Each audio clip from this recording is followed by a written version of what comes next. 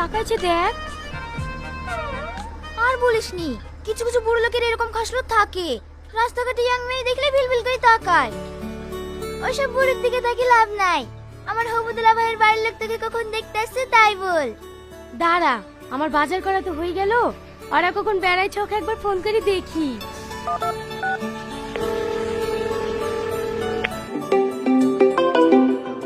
Hello, হ্যাঁ বলো। কখন আসছো? ভাইকে এক্ষুনি ফোন করেছিলাম, দুটোর দিকে আসবো বললো। ভাই আসলেই আমরা বেরিয়ে যাব। তোমাকে যা যা বলেছি সব মনে আছে তো? হ্যাঁ হ্যাঁ, সব মনে আছে।